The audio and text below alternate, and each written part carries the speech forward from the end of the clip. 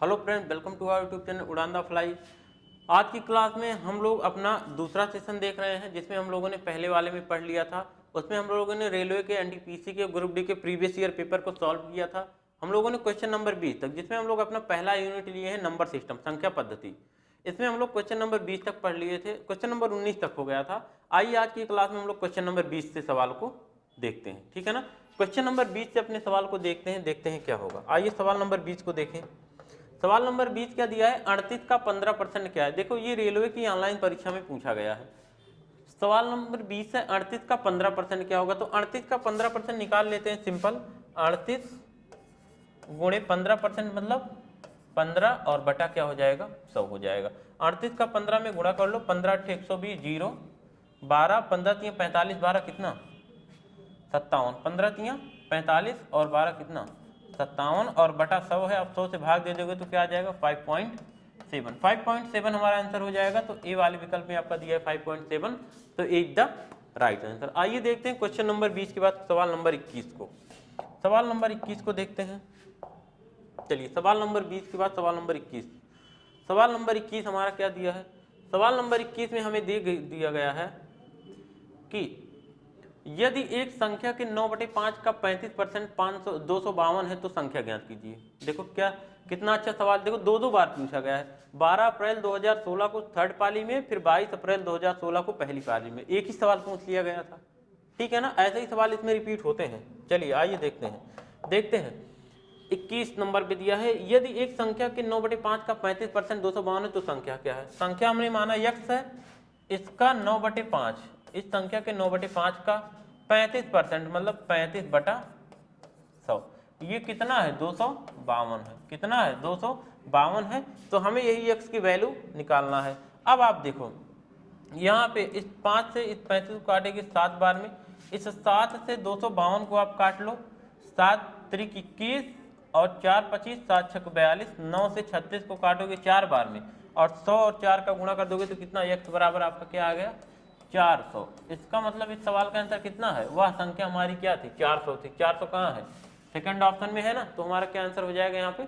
400 answer हो जाएगा। बात समझ में आई। चलिए अगर इतनी बात क्लियर हो गई हो तो आते हैं अपने अगले सवाल पे, आते हैं अपने नेक्स्ट क्वेश्चन पे। नेक्स्ट क्वेश्चन नंबर हमारा अगला 21 के बाद सवाल नंबर 22। सवाल नंबर 22 देखिए, सवाल नंबर 22 में क्या है। चलिए सवाल नंबर 22 में हमें दिया गया है, सारा का सारा पेपर ऐसे एग्जाम में पूछा गया आपको। देखो 80 के 60% का 7/8 कितना होगा। 80 के 60% का 7/8 कितना होगा। चलिए देखते हैं सवाल को।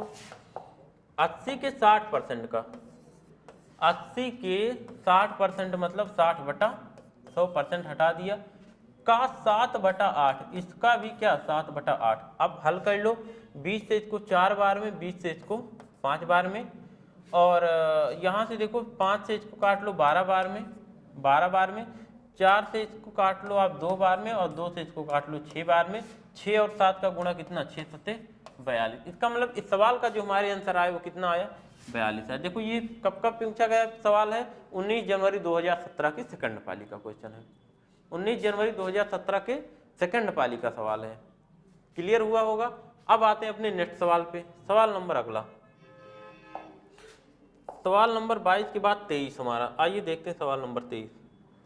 सवाल नंबर 23, 200 का 95% कितना होगा। देखो कैसे कैसे सवाल पूछे जाते हैं। क्या दिखा है 200 का 95% होगा। 200 का कितने प्रतिशत 95 होगा, सॉरी हमने गलत पढ़ दिया। कहा गया 200 का कितने प्रतिशत 95% होगा। आइए देखते हैं सवाल।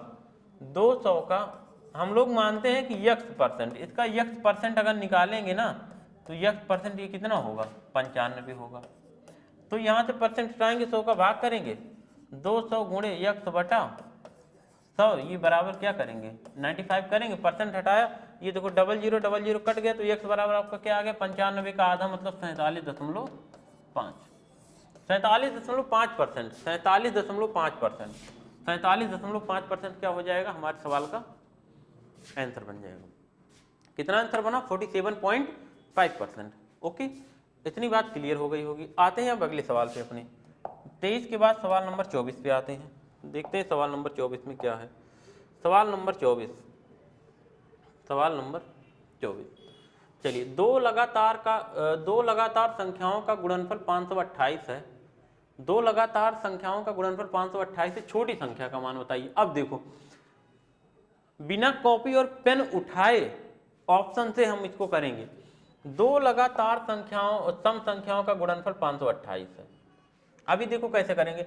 अगर हम लोग मान लें कि पहली हमारी, तो हमें छोटी संख्या का मान बताना है। अगर हम लोग मान लें पहली छोटी संख्या हमारी 18 रही होगी, तो क्योंकि लगातार सम है तो दूसरी हमारी संख्या इससे जो बड़ी वाली रही होगी वो अगली सम संख्या कौन सी है? 20। इसका मतलब अगली सम संख्या क्या रही होगी? 20।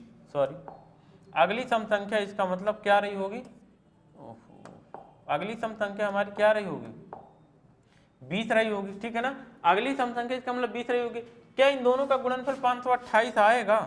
क्या इन दोनों का गुणनफल 528 आएगा? नहीं आएगा ना। अगर नहीं आएगा तो मतलब ये नहीं होगा। अगर नहीं आ रहा है तो मतलब क्या है? ये गलत है, ठीक, ये गलत है। चलिए अगर ऑप्शन नंबर हम लोग सेकंड उठा लें, ऑप्शन नंबर क्या उठा लें? सेकंड उठा लें। सेकंड को उठाएंगे तो अगर 20 है तो अगली संख्या आपकी क्या रही होगी? 22 रही होगी, 22 रही होगी। तो क्या इन दोनों का गुणनफल उतना आएगा? नहीं आएगा। अगर अगली संख्या 22 है तो इसके बाद वाली संख्या बड़ी वाली कितनी रहेगी? 24 रही होगी, ठीक है ना। अब देखो 22 और 24 का गुणा, 24 दूनी 22 चौक, आप कर लो 22 चौक कितना? 88, 8, सॉरी 88 नहीं, गलत कर दी। देखो 22 और 4 का गुणा कर लो। अगर अगली संख्या हम लोग माने 24 रही होगी तो इसके बाद वाली कितनी आएगी? 26। क्या 6 और 4 का गुणा करने पे इकाई अंक 8 आएगा? नहीं आएगा ना। इसका मतलब ये हो गलत, ये हो गलत और ये हो गलत। तो हमारा सही कौन? सी वाला सही, मतलब सी वाला सही होगा। देखो इसमें इकाई अंक का भी हमने प्रयोग कर लिया और जैसा कहा था उसका भी प्रयोग कर लिया। तो ऐसे ही आपको सवाल लगाना है, ठीक है ना। सवाल को कैसे लगाना, इसी तरीके से। चलिए आते हैं सवाल नंबर अगले पे। चलो सवाल नंबर 25 के बाद 26। सवाल नंबर 26 आपका क्या दिया है? 26 में हमसे कहा गया है 5 क्रमागत सम संख्याओं का औसत 40 है। इन संख्याओं में से सबसे छोटी संख्या का मान। अगर देखो 5 क्रमागत सम संख्याओं का औसत 40 है तो ये पहली, दूसरी, तीसरी, चौथी, पांचवी, यही है ना। और औसत हमेशा बीच में होगा, क्योंकि 5 सम संख्याएं हैं तो 2 इधर हो गई, 2 इधर हो गई, बीच में जो होगा वो औसत हो जाएगा। तो बीच में आपका क्या है? 40 है। मतलब औसत जो आपका 40 दिया हुआ है ये बीच में रहेगा। तो हमसे सबसे छोटी संख्या का मान पूछा, तो सबसे छोटी पूछा है तो यहाँ वाली होगी, और सबसे बड़ी पूछा होता तो यहाँ वाली होती। तो सबसे छोटी पूछा है, इसका मतलब इससे पहले वाली सम संख्या कौन सी रही होगी? 38। इससे पहले वाली सम संख्या कौन सी रही होगी? 36। तो हमारा आंसर क्या हो जाएगा? सबसे छोटी 36। लेकिन अगर सबसे बड़ी पूछा होता तो इसके बाद वाली कौन सी रही होगी? 42। इसके बाद वाली कौन सी रही होगी? 44। अगर सबसे बड़ी पूछा होता तो 44 कहते, लेकिन सबसे छोटी पूछा है तो 36 कर देंगे। बात समझ में आ रही है ना? बात क्लियर हो रही होगी। चलिए अब हम लोग बढ़ते हैं अपने अगले सवाल पे। 26 के बाद 27 नंबर पे आते हैं। सवाल नंबर 27 पे आते हैं।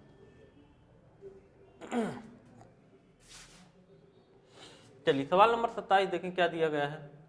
हमें सवाल में कहा गया है यदि एक संख्या के 2/3 का 1/4 100 है तो वह संख्या क्या है? अब देखो इतना आसान सवाल। कोई संख्या है x, इसके 2/3 का 1/4 का मतलब गुणा होता है, ये कितना है? 100 है। तो यही x का मान बताना है। देखो इस 2 से इस 4 को काट दोगे आप 2 बार में, 3 दूनी 6 और 6 का 100 में गुणा हो जाएगा तो x बराबर क्या आ जाएगा आपका? 600। मतलब वह संख्या हमारी क्या थी? 600। 600 ढूंढ लो और उसी को टिक कर लो, तो हमारा आंसर सेकंड वाला हो जाएगा। बिल्कुल आसान सवाल है, लगाने का तरीका भी आसान बताया जा रहा है, ठीक है ना। चलिए देखिए नंबर सिस्टम में क्या क्या सवाल आते हैं अगले सवाल पे।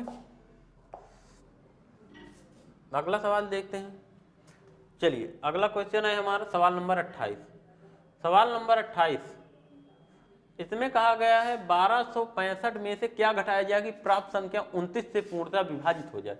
अब 29 से अगर पूर्णतः इसको विभाजित होना, देखो 3 बार पूछा गया 2017 में ही, 31 मार्च को, 29 अप्रैल को, 27 अप्रैल को, 5 अप्रैल को भी, 27 अप्रैल को पूछा गया है। पहली पारी, दूसरी और तीसरी, ठीक। चलिए आइए इसको देखते हैं। 29 से अगर इसमें से क्या घटाया जाए कि 29 से पूरा कट जाए, तो हम लोग क्या करेंगे ना, 29 का भाग कर देंगे किसमें? 1265 में, और जो शेष आएगा उसी को माइनस कर देंगे।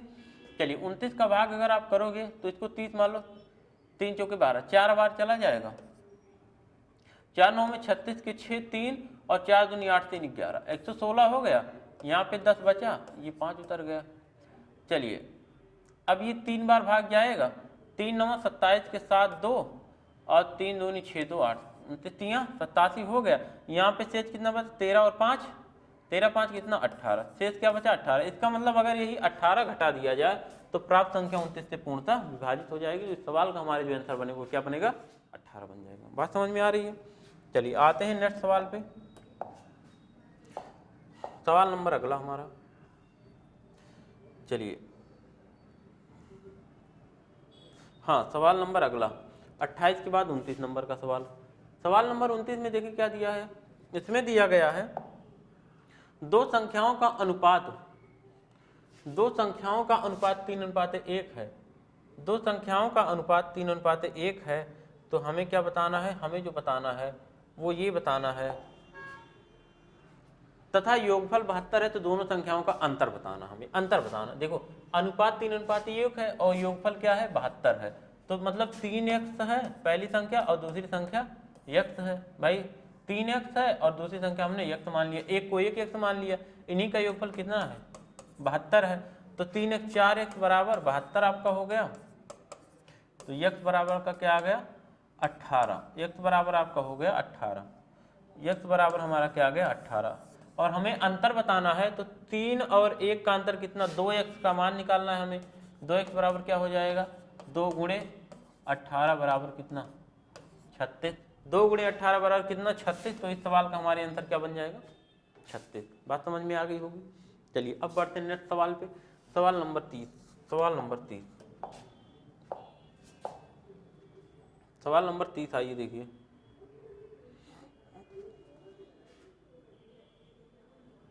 क्या कहा है, दो संख्याओं का योगफल 20 और गुणनफल 91 है, उनके व्युत्क्रमों का योगफल क्या होगा। संख्या हमारी कोई है, एक संख्या x है, ठीक, एक संख्या हमारी x है और दूसरी संख्या हमारी y है। इनका x प्लस वाई आपका क्या दिया है, x प्लस वाई दिया है 20, और क्या दिया है गुणनफल x इंटू वाई दिया है कितना 91।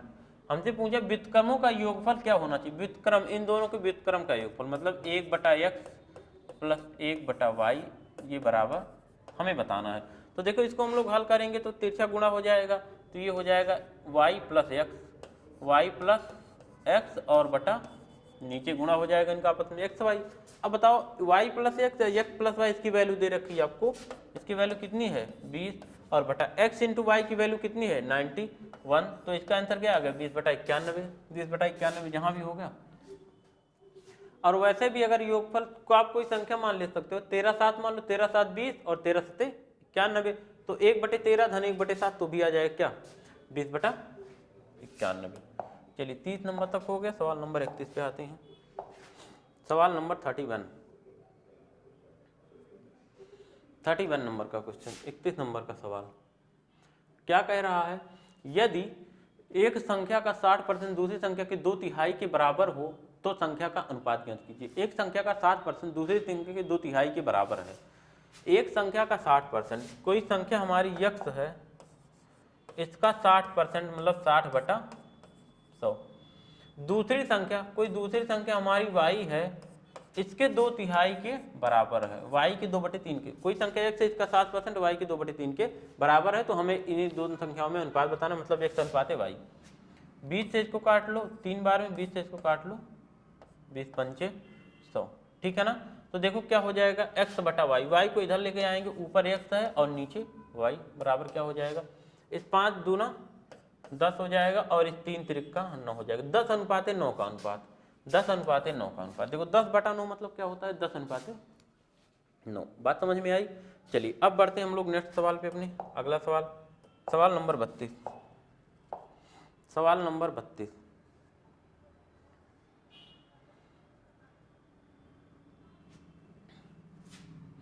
चलिए देखो कितनी बार पूछा गया है। 2016 में ही 1 दिन 2 दिन 3 दिन 4 दिन पूछा गया ये सवाल, 4 दिन पूछा गया है।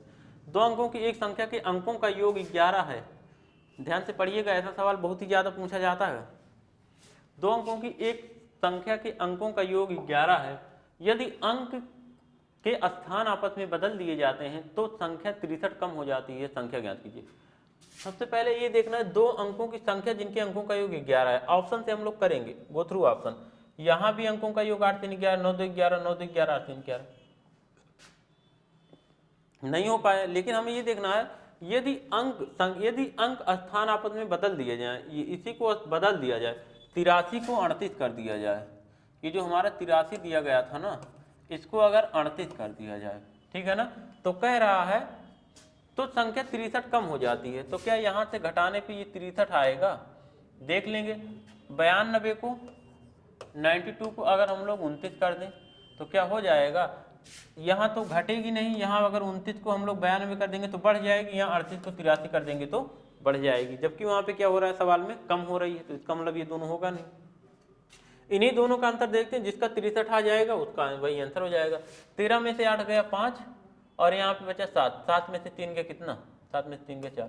देखो ये तो होगा नहीं, इसका मतलब यहीं पे आएगा 63, तो यही हमारा सही आंसर क्या हो गया? 92। 92 को अगर हम लोग अंक बदल देंगे 29 हो जाएगा, तो ये अपनी 92 से 63 कम हो जाएगा। बात समझ में आई? चलिए बढ़ते हैं अगले सवाल पे।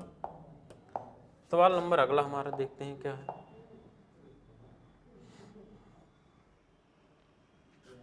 चलिए सवाल नंबर 33। सवाल नंबर 33, इसमें क्या कहा है?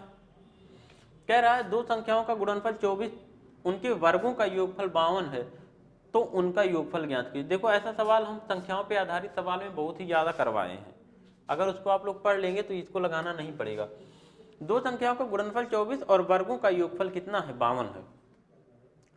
देखो वर्गों का योगफल 52 है, तो आप कोई ऐसी संख्या मान लो, ऐसी कोई संख्या सोच लो जिनका गुणनफल 24 आ जाए। 8 और 3 का गुणा 24 होता है, 8 गुणे 3, 8 और 3 का गुणा 24 होता है, लेकिन क्या इनके वर्गों का योगफल 52 होगा? नहीं होगा। अगर नहीं होगा तो 8 और 3 नहीं लेंगे। 6 और 4 ले लो, 6 और 4 का गुणनफल कितना?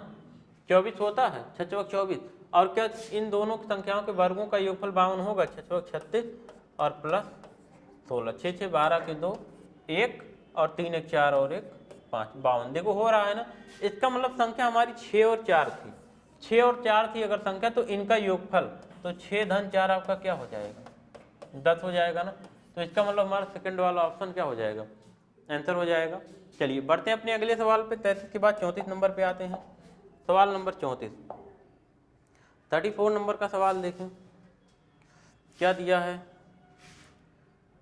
34, सवाल नंबर 34, इसमें लिखा गया है यदि दो अंकों का योग 9 है, मतलब दो अंकों की कोई संख्या है जिनका योग 9 है तथा दहाई के अंक से इकाई के अंक का अंतर कितना है? 1 है, तो हमें क्या बताना है? तो दो अंकों वाली यह संख्या ज्ञात कीजिए। देखो ऑप्शन से ही हम लोग इसको भी करते हैं। कैसे करेंगे? दो अंकों का योग दिया है 9, दो अंकों की कोई संख्या है जिनके अंकों का योग क्या है? 9 है। तो आप ऑप्शन में देखेंगे तो चारों संख्याएं जो चारों ऑप्शन दिए सबके अंकों का योग कितना? 4 5 9 6 3 9 5 4 9 7 दोनों। ऐसे नहीं कर पाएंगे, इसका मतलब हम लोग अगले स्टेप पे आते हैं। फिर क्या कहा है? इकाई के दहाई के अंक से इकाई के अंक का अंतर 1 है। अब आप ढूंढो क्या यहाँ पे ये है हमारा दहाई का अंक और ये है हमारा इकाई का अंक, क्या दहाई के अंक के इकाई के अंक का अंतर 1 है? यहाँ पे तो नहीं है, मतलब ये गलत। यहाँ भी नहीं है, ये भी गलत। अब बचे ये दोनों ऑप्शन। अब आप इसको जब ध्यान से पढ़ो, कहा है दहाई के अंक से इकाई के अंक का अंतर 1 है, मतलब दहाई का अंक बड़ा होगा, इकाई का अंक छोटा, और उन दोनों का अंतर कितना होगा? 1 होगा। तो देखो इसमें तो इकाई का अंक बड़ा हो रहा है, दहाई का अंक छोटा, तो इसका मतलब 54। और 5 में से 4 अगर आप घटाओगे तो 5 और 4 का अंतर जो कितना आएगा? 1 आएगा ना। ये भी कंडीशन सही होगी और अंकों का योग भी 9 हो रहा है, इसका मतलब वो जो हमारे दो अंक की संख्या रही होगी क्या रही होगी? 54 रही होगी। चलिए इतना समझ में आ गया होगा, तो अब आते हैं अपने अगले सवाल पे। चलिए देखते हैं सवाल नंबर अगला हमारा क्या है।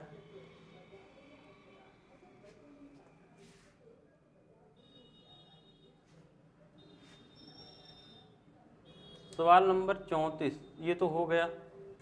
35 नंबर का सवाल।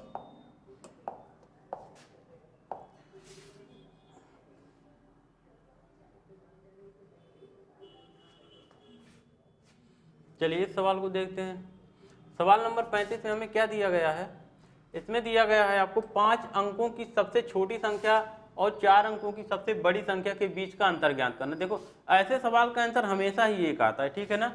आइए देखते हैं, इसको लगा के दिखाते हैं आप लोगों को। सबसे पहले तो हम क्या कहेंगे 5 अंकों की सबसे छोटी संख्या। अब 5 अंक की सबसे छोटी संख्या अगर आपको बनाना है तो 1 लिख के ऐसे 0 लिखते चले जाओ। देखो इकाई, दहाई, सैकड़ा, हजार, 10,000, 5 अंक हो गया, 4 0 और 1 1, 5 अंक हो गया। 4 अंक की सबसे बड़ी संख्या, 4 अंक की सबसे बड़ी संख्या अगर इसी में से आप एक माइनस कर दोगे, 4 अंक की सबसे बड़ी संख्या यही है, 4 बार 9। अब आप बताओ 9,999 और 10,000 इन दोनों का आप अंतर करोगे तो क्या आएगा, 1 ही तो आएगा, 1 आएगा। तो इसका मतलब इस सवाल का हमारे आंसर क्या है, 1 है। इन दोनों संख्याओं के बीच का जो अंतर है वो क्या है, 1 है। चलिए आते हैं अपने नेक्स्ट सवाल पे, सवाल नंबर 36।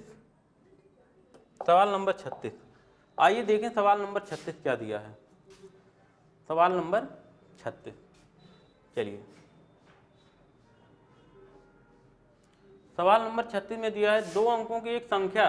देखो ऐसा सवाल बहुत ही ज़्यादा मिल रहा है, ऐसे सवाल बहुत ही ज़्यादा मिल रहे हैं, इसका मतलब इस तरीके के सवाल ज़्यादा पूछे जाते हैं एग्जाम में, ठीक है ना। क्या दिया है, 2 अंकों की एक संख्या और उसके अंकों और उसके दोनों अंकों के स्थान आपस में बदल देने के बाद प्राप्त संख्या का योग कितना, 132 है। यदि अंकों का अंतर 4 हो तो संख्या ज्ञात कीजिए। अंकों का अंतर 4 है तो अगर हम इसको ऑप्शन से देखेंगे तो सारी संख्या के सारे ऑप्शन में अंकों का अंतर 4 है। 7 और 3 का 4, 7 और 3 का 4, 8 और 4 का 4 और 6 और 2 का अंतर 4। इसका मतलब यहाँ से तो हो नहीं पाएगा। अगर यहाँ से नहीं हो पाएगा तो हम लोग अगले स्टेप पे बढ़ते हैं। क्या कहा है कि यदि अंकों के स्थान आपस में बदल देंगे तो संख्या का योग जो है 132 हो जा रहा है। तो योग जो आ रहा है वो 132 हो जा रहा है। तो आप देखो ऐसी कौन सी संख्या है जिसका हम लोग अगर बदल दें, अगर इस 37 को हम लोग क्या कर दें, 73 कर दें, और इस 73 को हम लोग क्या कर दें, 37 कर दें, और इस 84 को हम लोग क्या कर दें, 48 कर दें, और इस 62 को हम लोग क्या कर दें, 26 कर दें। अंकों को बदल दिया, क्या इनका योग अब 132 आ जाएगा। देखो जहाँ पे योग 132 आ जाएगा वही हमारा आंसर हो जाएगा। यहाँ तो आएगा नहीं, तो यहाँ भी नहीं आएगा, यहाँ आ जा रहा है, मतलब हमारा क्या हुआ, बी ऑप्शन हमारा आंसर हो जाएगा। चलिए आते हैं सवाल नंबर 37 पे। सवाल नंबर 37 पे आते हैं, देखते हैं क्या है।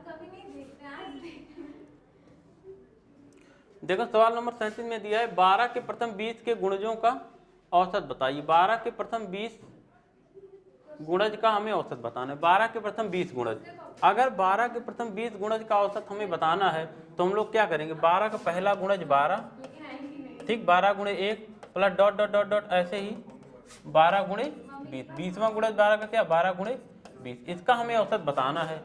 तो औसत हम लोग कैसे ज्ञात करते हैं, अगर सारी संख्याओं का अंतर बराबर होता है तो पहली संख्या और लास्ट संख्या को जोड़ के 2 से भाग दे देते हैं। तो 12 और प्लस 240, इसमें 2 का भाग दे देंगे, 12 और 240, 240 और 12 252, और 252 में आप भाग दे देंगे 2 का तो कितना आ जाएगा, 126। इसका मतलब इसका औसत जो बना हमारा वो कितना बना, 126, ठीक। इसका हमारा आंसर जो है वो कितना आया, 126 आया। चलिए आज के लिए हम लोग इतना ही रखते हैं, अब मिलेंगे अपने नेक्स्ट सेशन में, तब तक के लिए जय हिंद।